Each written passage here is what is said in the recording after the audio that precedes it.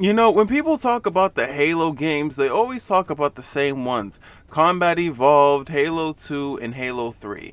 The only time they talk about Halo games outside of the first three is, I'll say what, either to talk shit about 5 or 4, and sometimes Infinite. But those three games, Halos 1 through 3, are the main ones people praise. Now, outside of that, Reach gets a lot of praise as well. Not as much as Halo 3 and 2, but it's there. They don't shit talk it the way they do 4 and 5, but they don't praise it the way they do 3 and 2. But nonetheless, besides the first three, Reach is the only one that really gets a lot of love. But something I've noticed that a lot of people don't talk about is the Halo game that came out after 3 and before Reach, which was Halo 3 ODST. Now, Halo 3 ODST is the prologue to Halo 3, and it was released in 2009 September, 2 years after Halo 3. Now, despite being the prologue to Halo 3 and having 3 in the name, this doesn't really have any attachments to the third installment. Like, all it really does is show you what was happening between the events of Halo 2 and Halo 3 on Earth. That's really it. There's no Master Chief,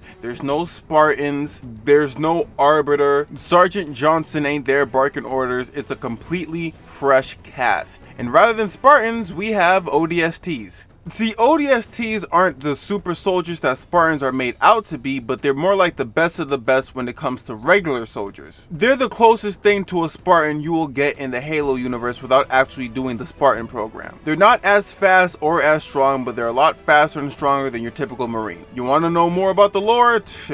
Google it. I'm not explaining all that shit in the video. Okay, so the game opens up fresh with new faces. We're introduced to Dutch, Mickey, Romeo, and Dare, all making their first appearances in the Halo series while also talking about a Covenant ship that's above New Mombasa. Now, this is where we come in. The technical main protagonist of this game is the Rookie. He's another new face of the Halo franchise. Romeo wakes us up by cracking us in the ribs, and we all suit up and enter our dropship so we can raid said Covenant ship above Africa. Now, here's where the story officially kicks in. After you enter the dropship, you and the rest of the ODSTs are sent flying through the air, ready to land on this Covenant ship. However, during the last minute, Dare switched the landing location, so we ended up missing the ship. As confusing as that was, the group didn't have a lot of time to process because the Covenant set off an EMP. Said EMP fucked up our dropships and had us free falling into New Mombasa. Now, us, the Rookie, also landed on New Mombasa, but we landed farther away from everybody else, and while everybody else was out doing their thing,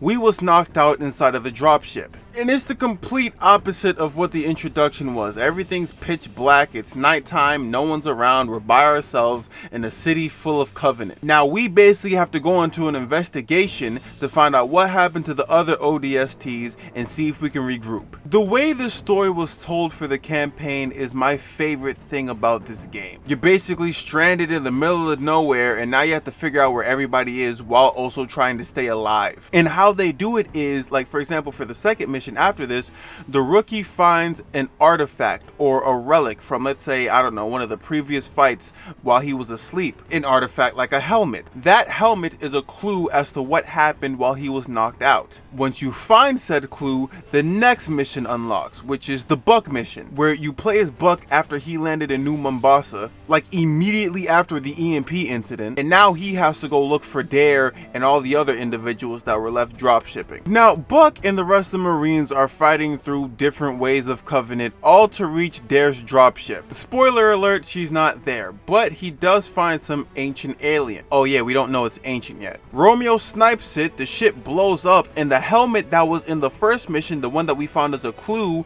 the alien's explosion sends it flying through the window in the same room that we found the helmet in the first mission. Y'all see what I'm trying to say? Mission after you find a clue shows you the origin of the clue that you found. You catch up with everything that happened while you was out, while also finding these mementos. I think it's a very clever way of telling this story, because if you look at the games that came before it, Halos 1 through 3, they all told you the story through the eyes of Master Chief. However, in this one, they took a very different approach. This one feels more like a space version of LA Noire. It's dark, it's raining, this cool little eerie jazz music is playing in the background. All the while you're investigating and looking for clues to find out what happened to your teammates. It has a very noir feeling to it, and in my opinion, compared to the other games in the series, I think this is the best example of great storytelling that you can find in the Halo series. Another amazing thing I loved about this story was the side mission. I don't know if y'all kept up with it, but it was called Sadie's Story. Basically, there's these audio files that are left around New Mombasa that can only be found when you're playing the rookie missions. And each audio is basically giving you a step-by-step story of this girl named Sadie, who was a civilian in New Mombasa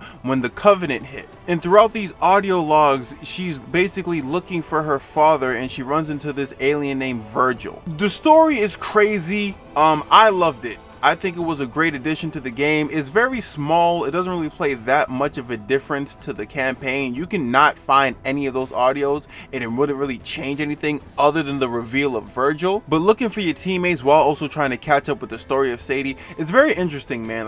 The storytelling in this shit was amazing. Like, for the first time in the Halo series, you get the civilian's perspective rather than the Master Chief's perspective or your typical soldier. Now on to Firefight. Now, Firefight was a game mode that was first introduced in ODST. It's a game mode where you can basically play as your own personal character and fight against waves upon waves of Covenant. You can either go in clean and just play it the way you normally would, like any campaign or multiplayer, no buffs, no skulls, no nothing. Or you can add skulls and add advancements to whereas you're invulnerable, have unlimited ammo, unlimited grenade counts, spice things up a bit. And one of my favorite skulls, I think everyone's favorite skull, was the grunt birthday party, when you shoot a grunt in the head and confetti comes out and a bunch of kids are yelling, "Yay!"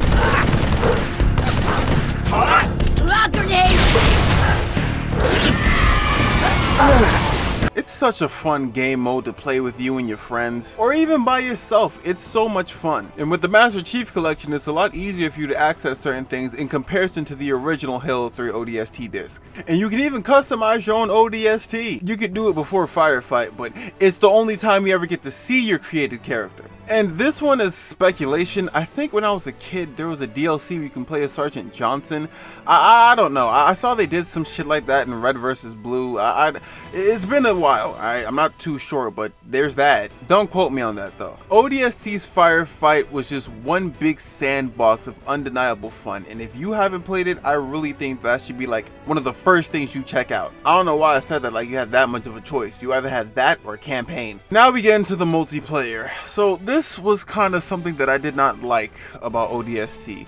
Halo 3 ODST did not have its own multiplayer. It had Halo 3's multiplayer. So apparently, and I found this out like what, 7-8 years ago when I had to buy an actual copy of ODST, it came with Halo 3's multiplayer on a disc. So if you wanted to play multiplayer instead of playing campaign or Firefight, you popped in the Halo 3 disc and you just play multiplayer through there. And now as a kid, when I first played it, I didn't know that because my very first copy was bootlegged. So there was no second disc to play multiplayer, so my introduction was just campaign and Firefight. It wasn't until like years later where I found out that they did have a multiplayer, but it was Halo 3's. And I get it, them using Halo 3's multiplayer, it's like Halo 3 adjacent, but as I said, this story didn't really have much to do with Halo 3. It felt like its own game outside of the third. And I feel like, what, 2 years later, they had more than enough time to have its own little multiplayer for Halo 3 ODST. If they didn't, they didn't, but for me, I feel like this was kind of lazy, because it'll kind of be cool to see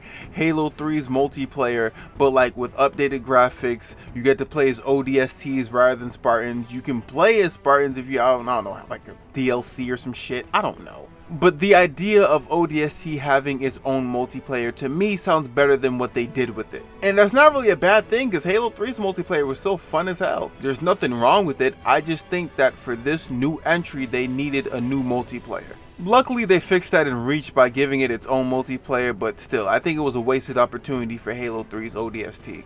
ODST is my favorite installment of the series for its storytelling, for its Firefight, and just for being an all-around fun game. As I said, people don't talk about it a lot. They normally claim 3 is their favorite. If it's not 3, it's 2, or let's say Reach.